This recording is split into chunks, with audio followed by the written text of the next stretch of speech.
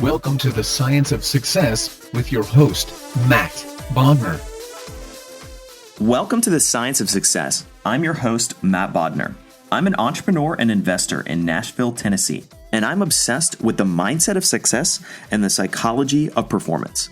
I've read hundreds of books, conducted countless hours of research and study, and I'm going to take you on a journey into the human mind and what makes peak performers tick, with a focus on always having our discussions rooted in psychological research and scientific fact, not opinion.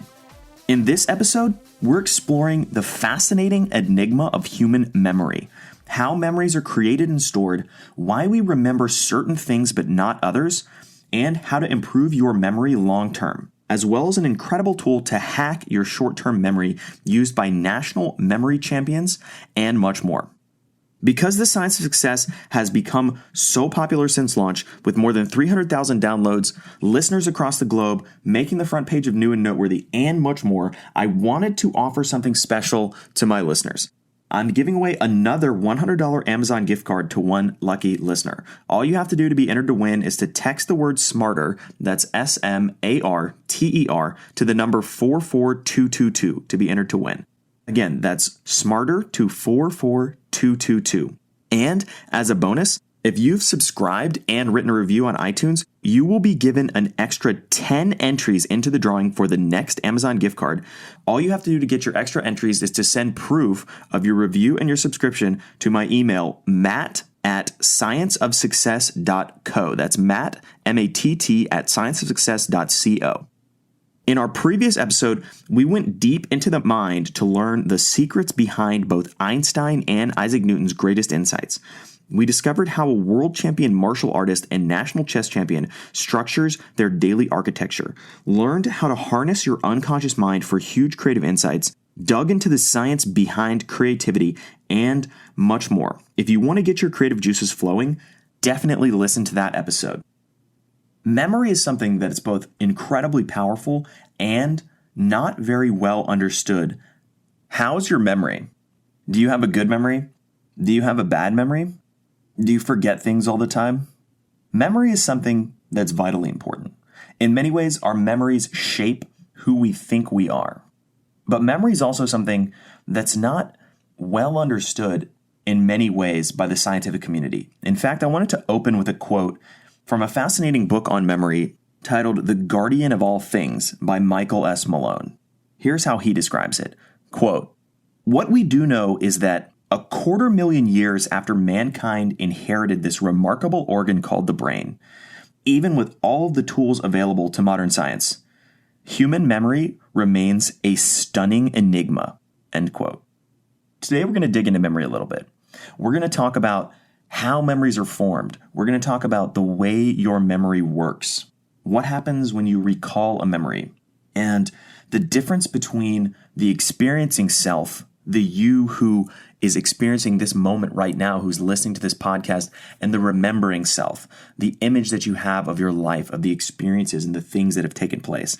And we're going to talk about and dig into how you can improve your memory, both from a sort of long-term sustainable standpoint, but also ways that you can trick your memory or use memory hacks to remember things that, like a deck of cards or pi to the 20th digit or whatever it might be. And these are often tricks that are used by national memory champions and people who compete in these memory competitions. So we're going to really dive deep into memory today, and I'm really excited about this topic. It's something that I've always been fascinated by, and I can't wait to share some of these findings with you. Let's start out. I want to talk about how memory is organized to really define and understand memory. And I think there's another great quote from Michael Malone to give you some context about this. Quote, "Architecturally, the organization of memory in the brain is a lot more slippery to get one's hand around, so to speak. Different perspectives all seem to deliver useful insights. For example, one popular way to look at brain memory is to see it as taking two forms, explicit and implicit. Explicit or declarative memory is all the information in our brains that we can consciously bring to the surface. Curiously, despite its huge importance in making us human, we don't really know where this memory is located. Scientists have, however, divided explicit memory into two forms, episodic, or memories that occurred at specific points in time, and semantic, or understandings via science, technology, experience, and so on of how the world works. Implicit or procedural memory, on the other hand, stores skills and memories of how to physically function in the natural world, holding a fork, driving a car, getting dressed, and most famously, riding a bicycle, are all nuanced activities that modern humans do without really giving them much thought. And they are skills in all their complexity that we can call up and perform decades after last using them. End quote. Now, there's a lot of information in that quote. There's a lot to really unpack. And I know it was a long quote, but it's something that I wanted to share because I think it explains very clearly the different components and the different structures of how our memories are sort of categorized, stored in the brain, what is understood, what's not understood, and the different components of memory itself. Let's take a look at how memories are created, how memories are stored. They're stored using a process called encoding. It's a biological phenomenon. It's rooted in the senses, and it begins with perception, right? We've talked before about how biology underpins and constrains and defines our minds in many ways. In fact, the first episode ever on the Science of Success was a podcast called The Biological Limits of the Human Mind. And if you haven't listened to that, it's a great primer on sort of the topic of biology and how it factors into psychology and neuroscience and how it controls the brain. But the encoding process is fundamentally rooted in biology, and it begins with the process of perception. So the hippocampus, which is a part of the brain, along with another part of the brain called the frontal cortex, are responsible for analyzing all of our different sensory inputs and deciding whether or not they're worth remembering, right? This sort of filtering idea, this process of filtering out the mass amounts of information that fly in and hit you from every single instance of conscious experience is something we talked about in the episode about the reality of perception. We talked about how our belief structures are the filters that our mind uses to determine whether or not we should remember something, whether or not something was important or useful to remember. But to be able to properly encode a memory, you have to be paying attention. You have to be focused on that event or that thing consciously. And constantly, every day, we filter things out or we never encode them to begin with, and so our memories don't exist. The simplest way to think about this is the example of lost keys. I'm sure everybody's had a moment where they came home, they misplaced their keys, and they don't know where they are. Or, you walk through the door, you set your keys down somewhere, you're on the phone, you're not really paying attention, and then 20 minutes later, you have no idea what happened to them. The crazy thing about this and the way that encoding factors into this idea is that many times when you've misplaced something, when you've lost your keys, even if you were just thinking about it, you've often not technically forgotten where your keys were placed, which is the sort of language that we use to describe that. And we've talked about how language can shape our perceptions of reality. And we talked about NLP in one of the previous episodes. But the language we use to say, I forgot where my keys are.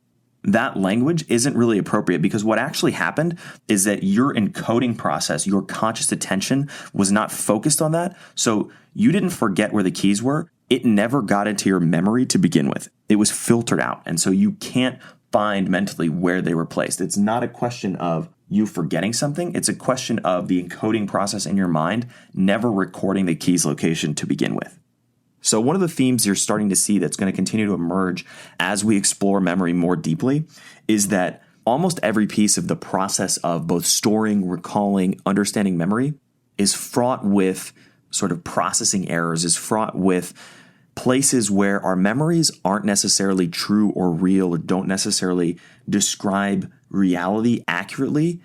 And we'll get into that more, but we also went in depth on the implications of that idea in the episode about perceiving reality. So if you haven't listened to that podcast, it really talks about once you understand the premise that memory is falsifiable, that memory isn't really true or real in many very physical and scientific ways, it starts to ripple through your life and you can really think about your beliefs, your world structure, the things that are happening around you. But I won't go too far into that again. There's an episode about that, perceiving reality, that we've already talked about it. But you're going to see a number of different instances of how what we call memory isn't something that's set in stone, that's a perfect definition of what happened in the past that we're recalling. It's often something that's very fluid, changing, and dynamic. And even when it's being recorded on the front end with encoding, processing errors can happen, things can be left out, and our memories themselves may not reflect what actually happened, or things might be left out of our memories to begin with. We hear a lot about the distinction between short-term memory and long-term memory, so I wanted to just address that, talk about it, and give you some simple working definitions of each of those so that you would have them and sort of have a deeper understanding of how each of them works. Short-term memory, very simply, can hold roughly 7 items for about 20 or 30 seconds. And your short-term memory, it swings up and down a little bit. The actual sort of range is really about between 5 and 9 items, depending on a number of different factors, for roughly 20 or 30 seconds. And one of the caveats to that is that if you have a deep network of long-term memories or information that's mapped in your neural network, if you see something, it can actually very quickly be taken from your short-term memory and placed and plugged into a specific slot or component of that larger long-term memory neural network about whatever that topic is. And so things can, especially if you're an expert or you have a very detailed understanding of something can immediately sort of jump from your short-term memory into your long-term memory if it's plugged into the right piece of that mental network. And that's something that Charlie Munger, who we've talked about before on the podcast and are huge fans of, really digs into when he talks about the idea of sort of an interconnected or interlaced network of mental models that is self-reinforcing. When you have deep knowledge of something, when you have a lot of myelin in your brain around the neural networks or around the patterns of understanding something very deeply, it can more quickly be placed from the short-term memory into the long-term memory. But there are really 2 fundamental distinctions between short-term memory and long-term memory. One is the concept of temporal decay, i.e. the idea that things fall out of your short-term memory after about 20 or 30 seconds. And the second is that your short-term memory has capacity limits, right? Your short-term memory, it can only hold a certain amount of information, whereas your long-term memory can hold vast amounts of information. And despite sort of the challenges with encoding and recalling memories, in many ways is relatively permanent. And again, we talked about at the top how it's not fully understood or totally known how and where all of our memories are stored, but it's believed that short-term memory is the primary function of the prefrontal cortex of the brain. To look at and describe long-term memory, I'll share another quote from Malone. Quote, "Chemically, we have a pretty good idea of how memories are encoded and retained in brain neurons. As with short-term memory, the storage of information is made possible by the synthesis of certain proteins in the cell. What differentiates long-term memory in neurons is that frequent repetition of signals causes magnesium to be released, which opens the door for the attachment of calcium, which in turn makes the record stable and permanent. But as we all know from experience, memory can still fade over time. For that, the brain has chemical processes called long-term potentiation that regularly enhances the strength of the connections or synapses between the neurons and creates an enzyme protein that also strengthens the signal. In other words, the memory inside the neuron." End quote. So, getting a little bit deeper into the science and really talking about the physical processes, remember, memory fundamentally is a biological process rooted in your mind, and that's how memories are physically encoded into cells. But take that with a grain of salt, because we don't fully understand exactly how memory works. Now let's examine how to recall a memory. This is a critical point and something that is very interesting. There's a 2013 study in the Journal of Neuroscience by Donna Bridges, and the study shows that when we recall a memory, it actually makes, every time we recall a memory, it makes the memory less accurate. Think about that. Let that sink in for a moment. The reason that's the case is because when you pull up a memory and then you put it back, your brain makes tiny changes to the memory every single time that happens. And if you think about it, almost like the game of telephone, where you whisper something down the line into somebody's ear and they whisper it to the next person, etc., the message often gets completely distorted after it's been passed through a number of different people. The same thing can happen to our memories. Every time we recall something, we're putting it back with slight tweaks, slight changes, and over time, again and again and again, we can completely distort or create memories that never existed to begin with. Here's how Donna Bridges describes it in her study. Quote, "A memory is not simply an image produced by time traveling back to the original event. It can be an image that is somewhat distorted because of the prior times you have remembered it. Your memory of an event can grow less precise, even to the point of being totally false with each retrieval." End quote. That's a pretty clear statement. That's a pretty clear distinction. Point blank, the researcher in this study is saying that your memories can be totally false. Really let that sink in for a minute. And again, we talked about a lot of the implications of what happens when we realize that our memories are false in a prior episode about the reality of perception. So if you want to dig into that topic, or that's something that you're sitting in your chair thinking, wow, that's crazy, I can't believe that my memories literally can be false, check that episode out, because we talk about what that means and how that can impact your reality in a way that you can really use that to your advantage in many ways. The next idea is something that ties into the notion of how our memories can be false or how our memories can be manipulated. This is something called the peak end phenomenon. You may have heard of it. The peak end phenomenon essentially states that every memory you have of any experience is sort of shortened down to two fundamental things. One is the peak, either the emotional high or the emotional low of that experience, and the end. Your mind essentially takes both of those things, kind of merges them together and says, okay, this is what the memory of this experience or this event is. And in a 1993 study, Nobel laureate Daniel Kahneman, the author of Thinking Fast and Slow, which is an amazing book, highly recommended, and one of the books that I previously gave away to listeners as one of my favorite psychology books, they've done a number of different studies ranging from colonoscopies to waiting in line, all kinds of different things. But they have a very simple study where they had people keep their hands submerged in freezing cold water for 60 seconds. They then had the same people stick their hands in freezing cold water for 60 seconds, the same temperature, and then 30 seconds after that in a temperature that was 1 degree Celsius warmer, which created the effect of it was slightly warmer to the point where it's slightly more comfortable, but overall it was still 30 seconds longer and still relatively uncomfortable and relatively painful. If people were totally rational and our brains were totally rational and memory was perfect, everyone would have chosen, if they had to do it again, to do the 60-second version instead of the 60 plus 30-second version, right? Nobody's going to pick basically a 50% longer period of suffering. But when they actually had people do it and gave them the choice to pick either the 60-second version or the 90-second version, 69% of the participants in this study chose to repeat the longer version of the experience. They chose to go for the 90-second version. And the reason is simple. Their memory of the experience was skewed overall by the end of the experience. Their memory of the slightly warmer water, it was 1 degree Celsius warmer, which is about 2.5 degrees warmer in Fahrenheit perspective.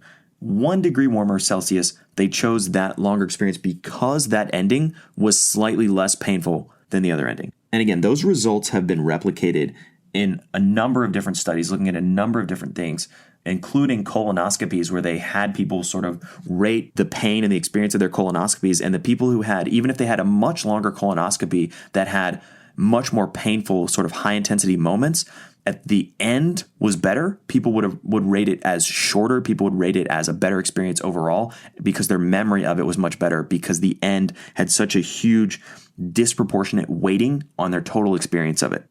There are obviously huge implications to this.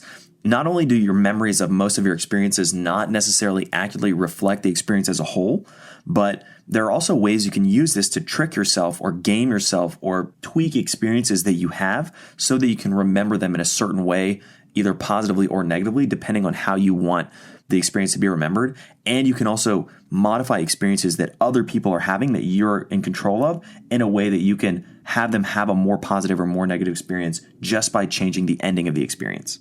Kahneman also talks about in a fascinating TED Talk, which we're going to link to in the show notes, titled The Riddle of Experience versus Memory, about the distinction between what he calls the experiencing self and the remembering self. And essentially, your experiencing self is your conscious self right now in this moment, right? And the experiencing self experiences things for about 3 seconds. Consciousness is defined as roughly kind of a 3-second interval of experience. Your remembering self is the self that looks back and says, oh, this was an amazing trip. Oh, this was a fun experience, etc. The reality is that your experiencing self and your remembering self have very different perceptions of happiness, of events, of reality, of what they like, of what they dislike. And those can have dramatic implications for your experiences and for your memories. I'm going to talk more about the implications of the remembering self versus the experiencing self, and how you can use things like the peak end phenomenon to tip the scales in the favor, or to structure your days, or to structure the experiences in your life to optimize for either more positive experience or more positive memories. Now let's dig in and talk about some of the tactics you can use to improve your memory. And again, this is distinct from what we'll talk about after this, more mind hacks or tips and tricks you can use to game your memory to make it more effective, or to remember things like a memory champion. These are more science-backed strategies that are proven out in the research of ways to, in a long-term and sustainable fashion, improve the quality of your memory. The first is exercise. A 2011 study found that exercise increases the hippocampus size and improves memory. Specifically looking at just brisk walking, they found that 40 minutes a day, 3 days a week, improved the size of people's hippocampus. We don't know the exact specifics of how memories are stored, but we do know that the hippocampus is a critical component of memories, both short-term and long-term. And so improving the size of the hippocampus via exercise is something that you can do to help yourself get a better memory. Another study in 2010 found that physically fit children performed better on a memory test and had a 12% larger hippocampus than children who were in the control group that didn't have as high quality of physical fitness. Another study found that the brains of older adults who exercised in an MRI scan looked more like the brains of younger adults. Additionally, there have been several other studies linking exercise, particularly aerobic exercise, to memory maintenance and improvements in cognitive function. And in the show notes, we're going to include links to all of these research studies. So if you want to dig in, if you want to do your own homework and you want to check some of these sources out, you can just go to scienceofsuccess.co, scienceofsuccess.co, click on the show notes button, and you'll see all of the show notes, all of the research for this episode, and you can dig into every study that we've mentioned and talked about on the episode. The next thing you can do to improve your memory is keep your brain active with things like reading and brain games.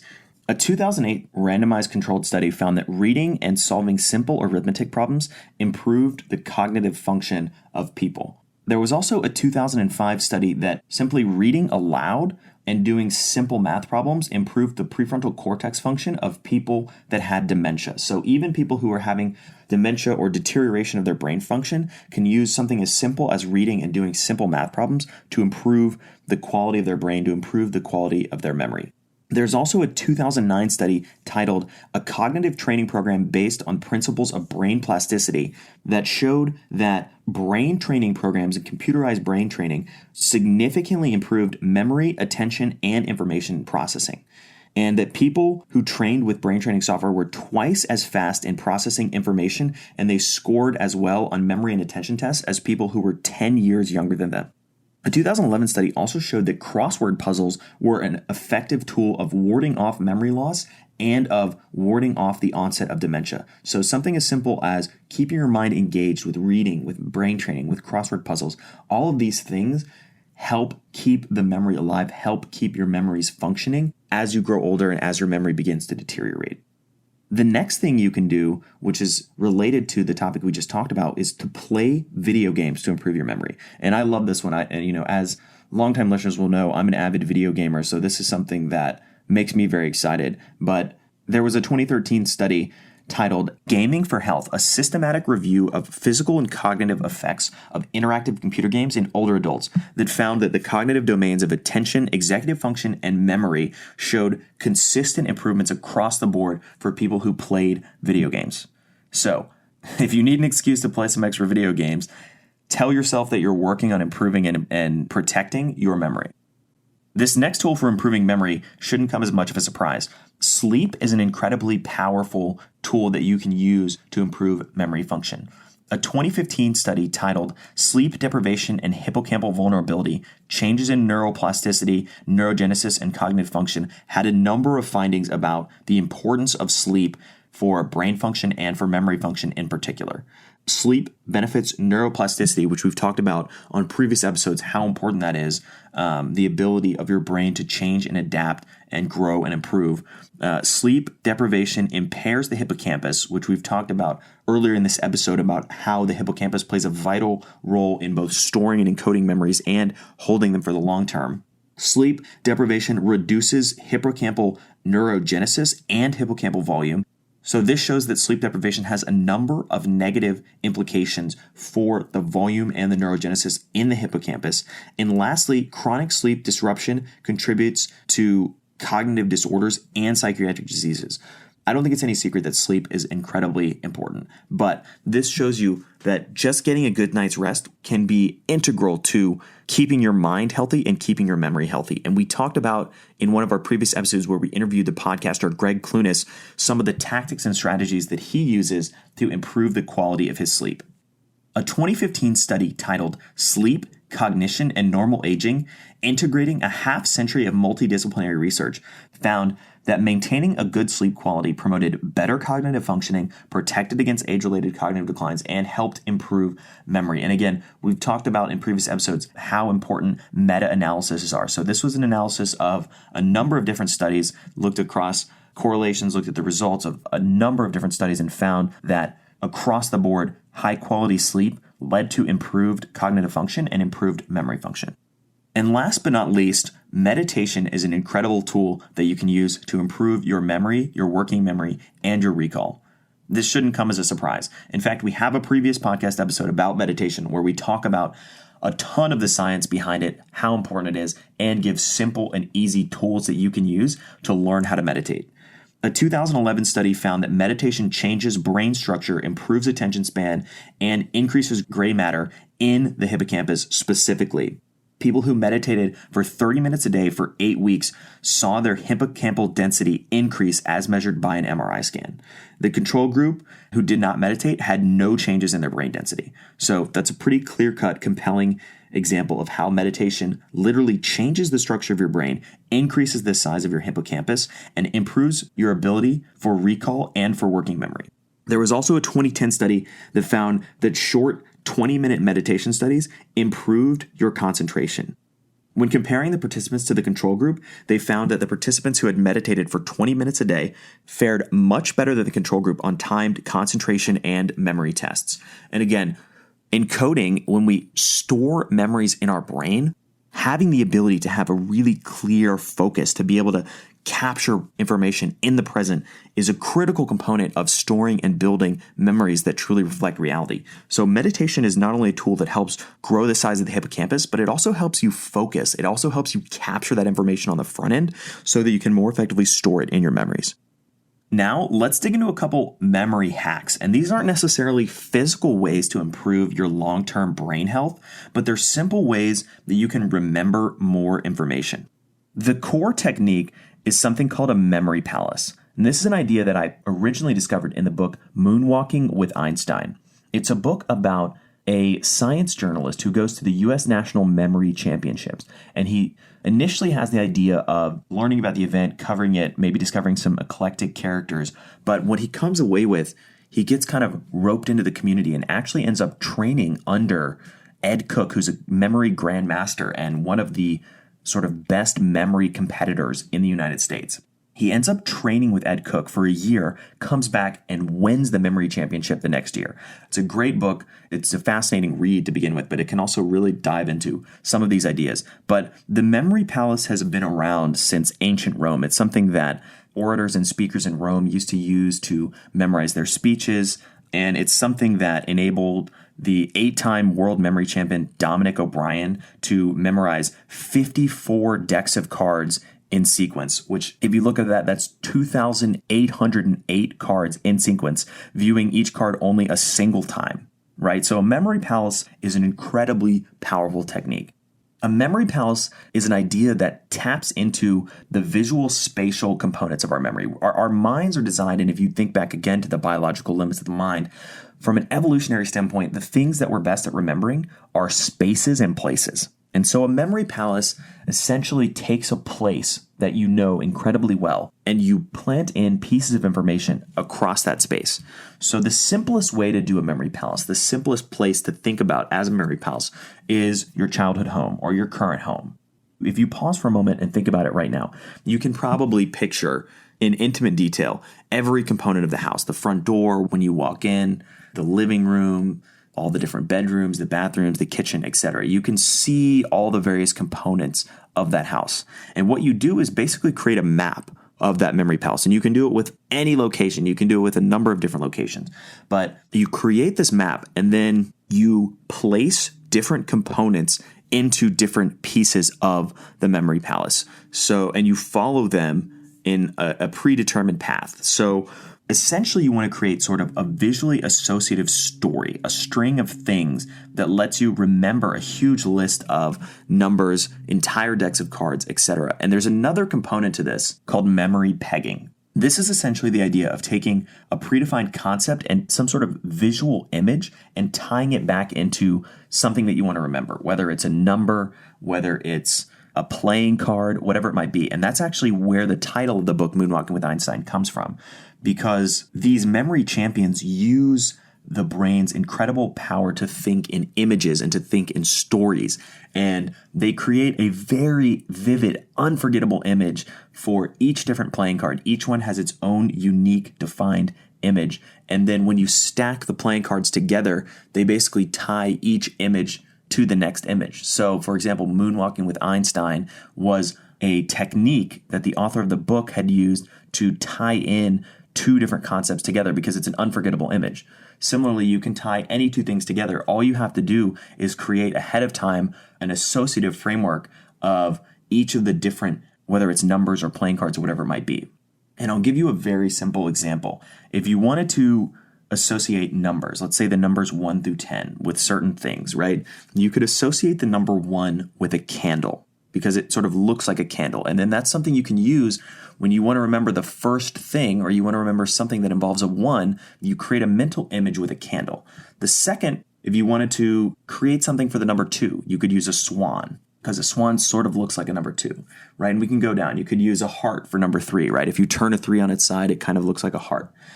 We could use a sailboat for the number 4. It kind of looks like a sailboat.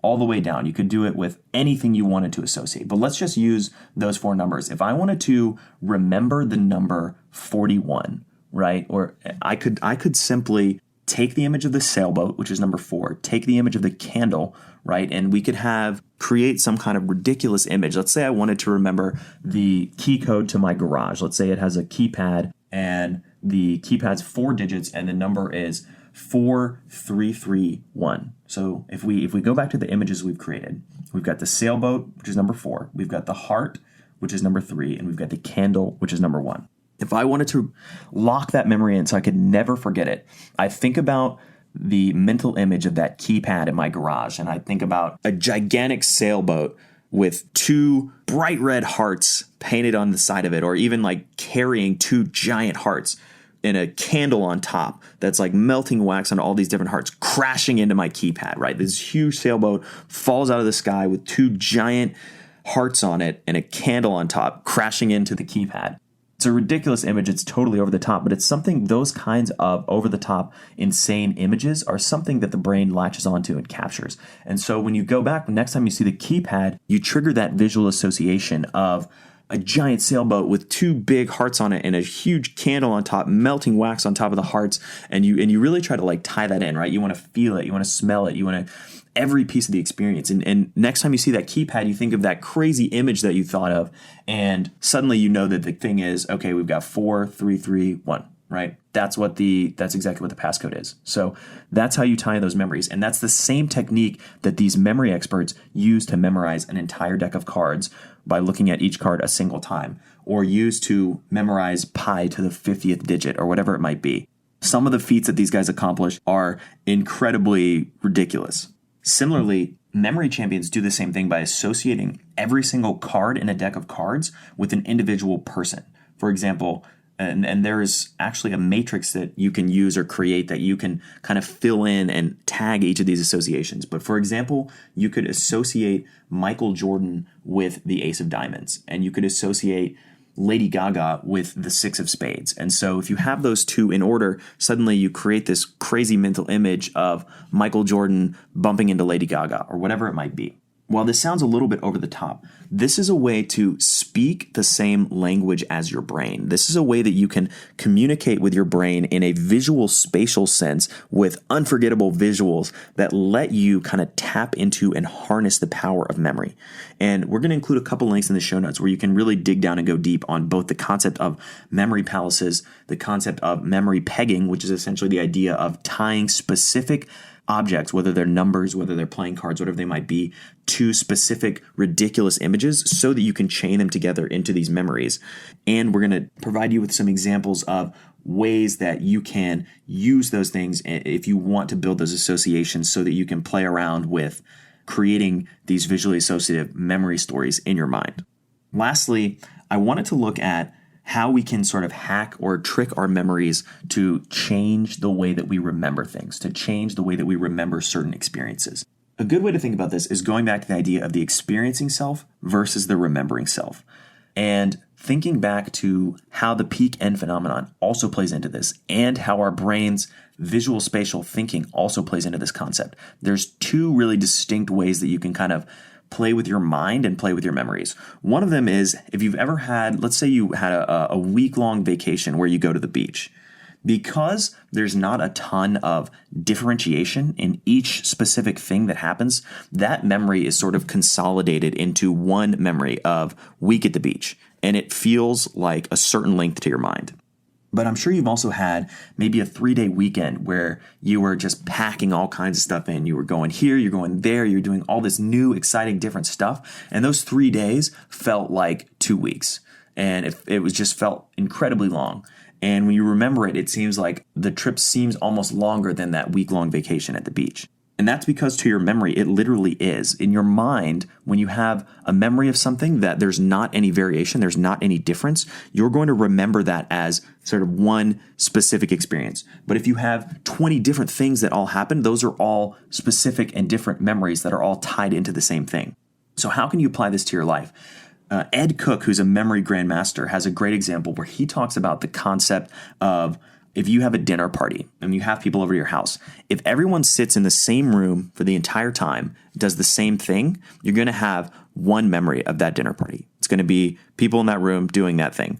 However, if every 30 minutes or every hour of the dinner party, you move to a different room in your house, you put on different music and you do something different, suddenly you're going to have distinct chunks of that memory. It's going to be broken out into different components. And so the memory is going to feel much more rich. It's going to feel much more detailed. And it's going to feel like you did a lot more. You accomplished a lot more things.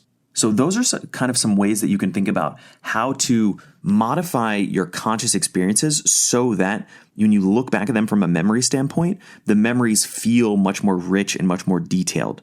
If you just do the same thing for 12 hours straight, your memory is doing that one thing. But if you spend each of those hours doing something completely different, your memory is going to be much more rich and diverse. And when you come back to it, it's going to feel, you're going to have a lot more texture to that memory. And you can change places and spaces, and that will change and kind of trigger your memory to remember something new, because novel, new, and unique things are what get flagged and what get remembered. Things that are the same or that are ubiquitous just kind of get lumped into the same memory category. So those are a couple different techniques and tricks that you can use, kind of memory hacks that you can use to improve your memory, both from a physical standpoint, from a long-term perspective, but you can also use a number of these in the short term to be able to memorize an entire deck of cards. And we'll include a couple links in the show notes so that if that's something you're interested in doing, you can check out some of the articles and go through some of the exercises that you can actually memorize pi to, the 20th digit. You can memorize a deck of cards, etc., using the memory palace and memory pegging techniques.